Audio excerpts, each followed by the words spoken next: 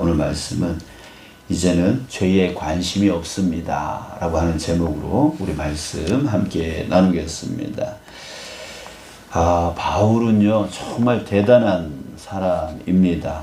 왜냐하면 인간을 정확하게 꿰뚫고 그 인간의 그 문제, 인간이 왜 이런 문제 가운데 살아갈 수밖에 없는가, 이것을 꿰뚫고 그것을 어떻게 풀어내는가를 정확하게 설명하고 이론으로 만들어낸 사람이 바로 이 바울입니다. 그래서 지금 8장까지, 앞에 1장서부터 8장까지 쭉 해서 그것을 우리에게 설명해 주고 있는데요.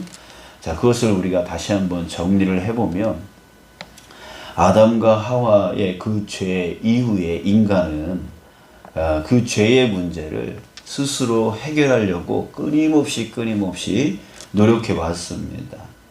그래서 스스로 그 문제를 해결하고 의로워지려고 애쓴 거죠. 그 끊임없는 그 노력을 행위를 통해서 자기가 어떻게 깨끗한 일들을 하려고, 의로운 일들을 하려고 끊임없이 노력을 했던 거예요. 근데 인간이 이 한계가 있어요. 연약해요. 그렇기 때문에 자기가 의로워지려고 어떤 행위를 행하려고 하면 할수록 하나님의 기준에 도달할 수가 없게 되어지는 것이죠. 자, 그래서 그것을 노력하려고 하다 보니까 인간 안에서 무엇이 생겨나냐면 철학. 어떻게 하면 올바른 삶을 사는가, 이 문제를 해결하려고 생각하고 또 생각하다 보니까 철학이 만들어지고 또 많은 종교들이 만들어지게 되어진 거예요. 자, 그러나 인간은 항상 연약함 가운데 있기 때문에, 완전하지 못하기 때문에 그 의에 도달할 수가 없었던 거죠. 이 결국은 하려고 노력하나 그 의에 도달하지 못한 것으로 인해서 결국 자기 자신은 자책, 죄책감 속에 빠져들어가는 거예요. 그래서 낙심하게 되어지는 거죠. 또 그 기준을 갖고 남을 보니까 어때요? 사람들이 올바르지 않아 보이는 거죠. 그러다 보니까 뭐가 나가요? 비난이 나가고 불평이 나가고, 넌 왜 그렇게 살아갔냐? 라고 하면서 정죄하게 되어지는 것이죠. 그러니까 자기 자신도 정죄하게 되어지고 남도 정죄하게 되어지는 거예요.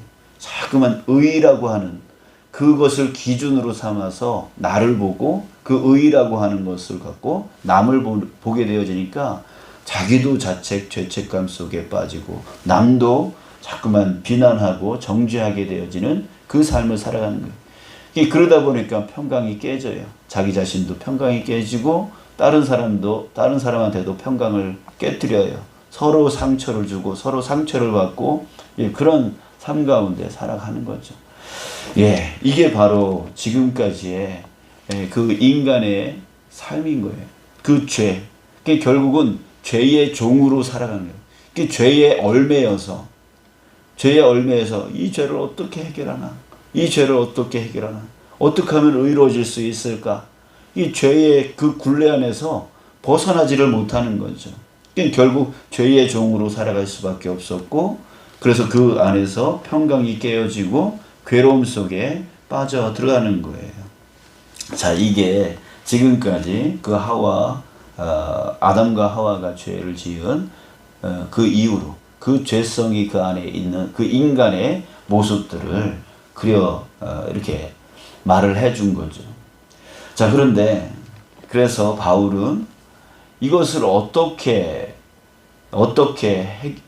해야 그 죄의 종에서 벗어날 수 있는지, 그리고 벗어나면 어떻게 되는지에 대해서 그것을 가르쳐주고 있는 거예요. 그 방법은 바로 하나님이 어떻고, 예수님이 어떻고, 성령님이 어떻고, 그래서 지금까지 계속 하나님 이야기를 꺼낸 거고, 예수님 이야기를 꺼낸 거고, 성령님 이야기를 꺼냈던 것이죠. 자, 그러면서요, 오늘 본문이 그동안의 그 모든 그 이론의 최종적인 결론입니다. 31절 보니까 그런즉 이 일에 대하여 자 그런즉 예, 모든 것을 다 통합해서 종합해서 그 결론을 맺는 접속어를 쓰고 있는데요. 그런즉 이 일에 대하여 우리가 무슨 말 하리요? 만일 하나님이 우리를 위하시면 누가 우리를 대적하리요? 자 이렇게 확신 있는 말로 예, 우리가 그런 죄 가운데 죄의 종 가운데 빠져 있지만 하나님이 예수님이 성령님이 우리를 도우시기에 우리를 인도하여 주셨기에 그 하나님이 나를 위하시면 누가 우리를 대적하리요? 이제는 우리는 그 죄의 종으로서 이제 살 필요가 없고 누가 우리를 대적할 수가 없다라고 확신 있게 말을 하고 있습니다. 38절에서는 확신의 말을 하고 있죠. 내가 확신하노니 사망이나 생명이나 천사들이나 권세자들이나 현재일이나 장래일이나 능력이나 높음이나 깊음이나 다른 어떤 피조물이라도 우리 주 그리스도 예수 안에 있는 하나님의 사랑에서 끊을 수 없습니다. 이 큰 하나님의 사랑에서 결코 끊을 수 없다라고 사도 바울은 확신의 첫말로 우리에게 말해주고 있습니다. 자, 그 증거에 대해서 32절서부터 37절까지 또 정리를 해주고 있어요.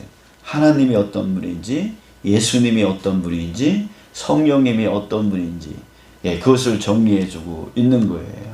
자, 다시 한번 볼게요. 여러분들, 이 32절서부터 37절, 정말 우리 신앙의 기본 중의 기본이고, 이것을 잃어버리면 그 위에 탑을 쌓아 나갈 수가 없어요. 그 위에 우리의 삶을 온전히 영위해 나갈 수가 없어요.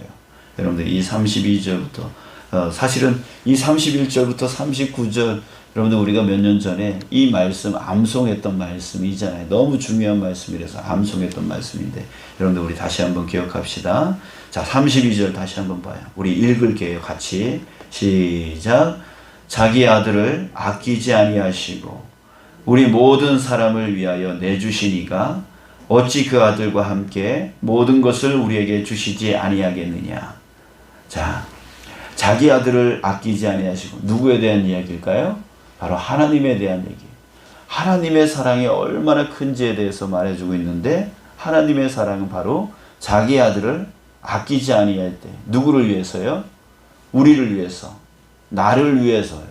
나를 위해서 하나님께서 그 아들을 아끼지 아니하셨다라는 거예요.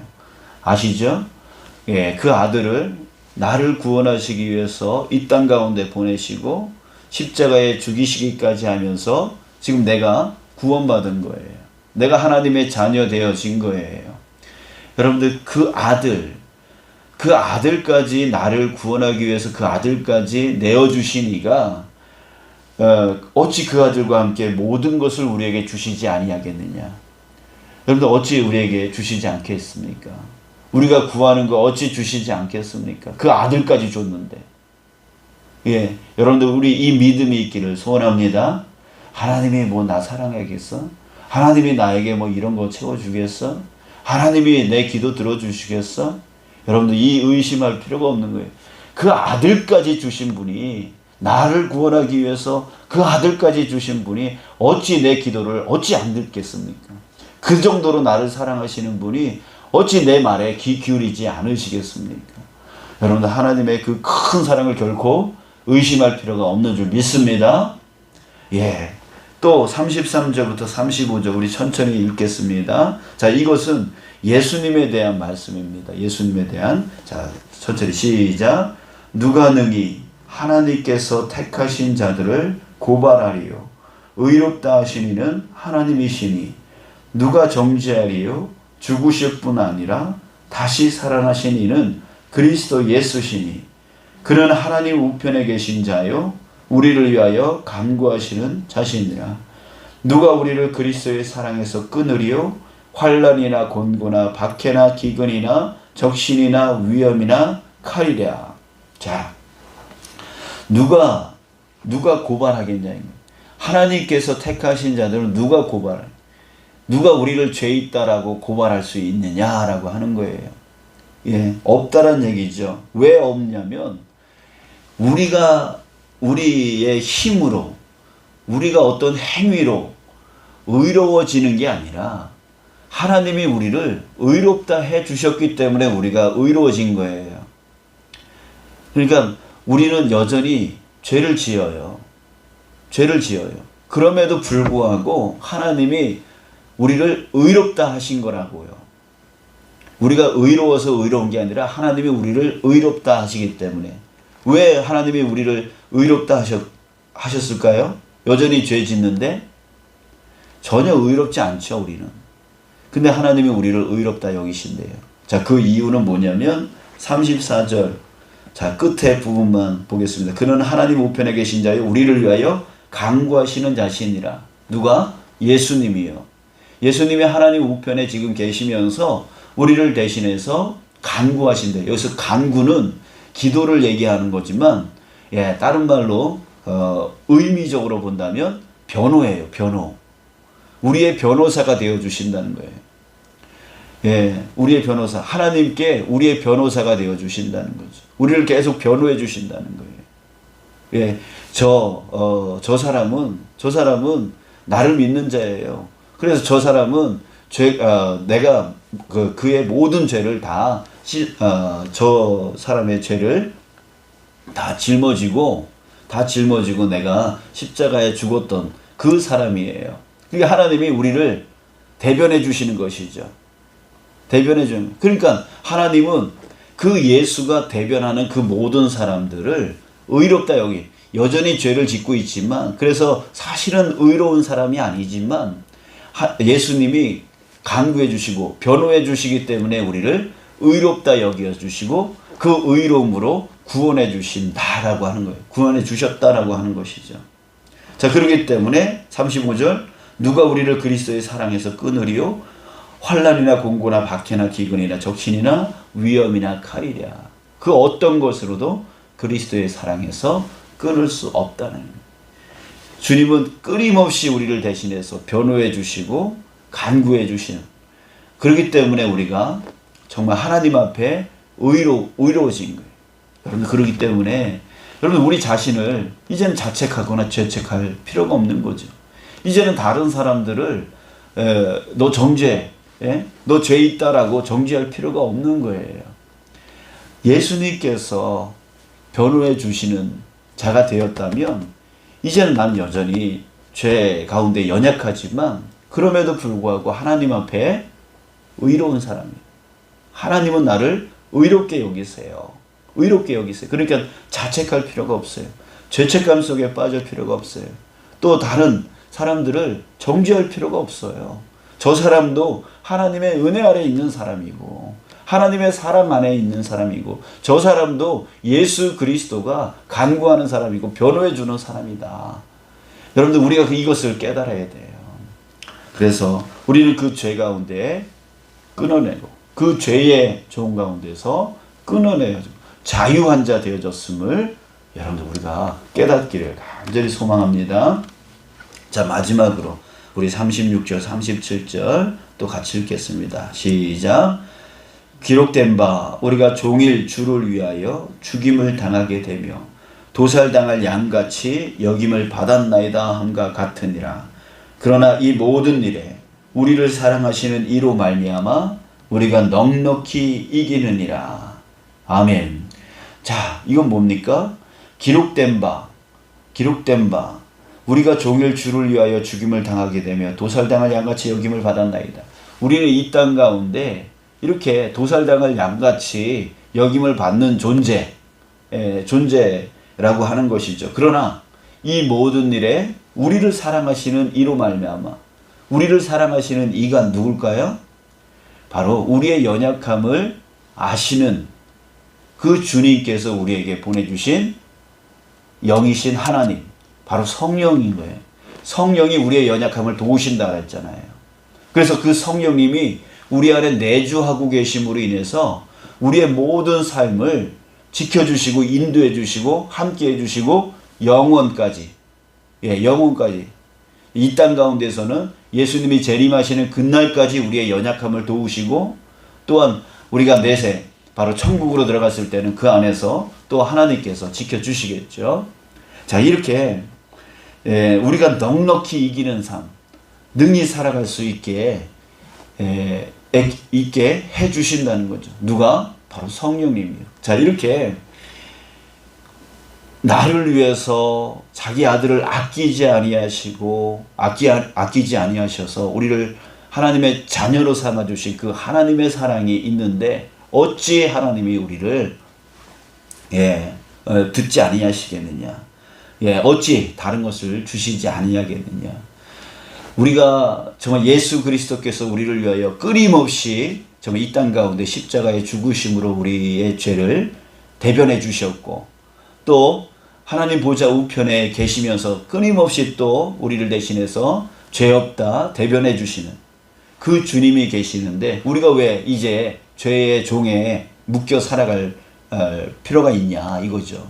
또 더 나아가서 성령께서 우리와 함께 하시고 우리의 연약함을 도우시는데 어찌 우리가 이제 그 죄의 종으로 다시 돌아가서 지는 삶, 두려움의 삶으로 살아갈 필요가 뭐가 있느냐 이거죠. 우리는 어떤 일이 있어도 이기는 삶을 살 수 있다라고 하는 거예요.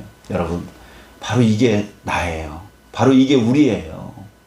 우리의 모습이에요. 우리의 진짜 모습이라고요. 지금 현재 정말 하나님께서, 예수님께서, 성령님께서 우리를 이런 정말 이 세 분의 그 하나님이 정말 우리한테 역사해가지고 우리가 이제는 죄의 종이 아닌 하나님의 자녀로서 이제는 거기에 묶여 살아가는 삶이 아니라 이제는 자유한 삶으로서 이제는 그 삶이 완전히 바뀐 것입니다.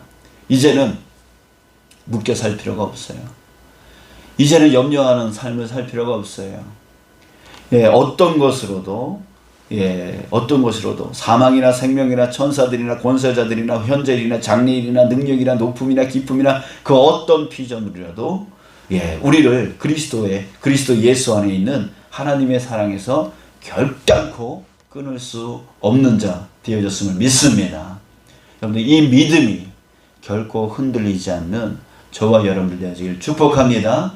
아무리 사탄이 내 귀에다 대고 그거 거짓말이야, 그거 아니야 라고 할지라도 여러분들 그 소리를 듣지 않는 저와 여러분들 되어지길 원합니다. 내가 하나님께 얼마나 큰 사랑을 받았는지, 예수님의 사랑을 얼마나 지금 받고 있는지, 또한 성령의 도우심을 얼마나 받고 있는 존재인지를 분명하게 알고 깨달아서 능히 이젠 자유인의 온전한 삶으로 살아갈 수 있는 저와 여러분들 되어지길 원하고, 내 안에 내 마음, 나 자신을 보면서 자책하거나 죄책감 속에 빠지지 않게, 또한 다른 사람을 보고 정죄하지 않는 삶 살아갈 수 있게, 그런 삶을 우리가 누려나가는 저와 여러분들 되어지길 축복합니다. 자, 이제는요, 여전히 연약함 속에 있지만 우리가 그때 말했잖아요. 구원을 받은 이후서부터 완성되어지기까지 그 사이에 우리가 살아가고 있는 가운데에서는 끊임없이 죄를 지을 수밖에 없어요. 그러나 이제는 죄에 관심이 없어요. 우리한테는 이제 그 죄를 어떻게 해결하지? 그 죄가 내 안에 있는데 어떡하지? 그 죄 저 사람한테 있는데 저거 어떻게 하지? 뭐 이러면서 그렇게 죄에 관심을 쓸 필요가 없는 자예요. 이제는 죄에 관심이 없습니다. 무엇에 관심이 있는 자입니까? 주님의 사랑에 관심이 있는 자예요. 예수님의 그 희생적인 사랑에 관심이 있는 자예요. 성령님, 그 성령님이 나를 이기게 해주실 것에 그 은혜에 관심이 있는 자예요. 이게 바로 하나님의 그 은혜, 성부 하나님의 은혜, 성자 하나님의 은혜, 성령 하나님의 은혜, 그 은혜에 관심이 있는 자인 거예요. 이제는 죄에 묶여 살 필요가 없기 때문에 죄에 관심이 없어요. 죄에 관심이 없어요. 이 문제, 내 안에 있는 그 죄의 문제는 주님께서 해결해 주신 거죠.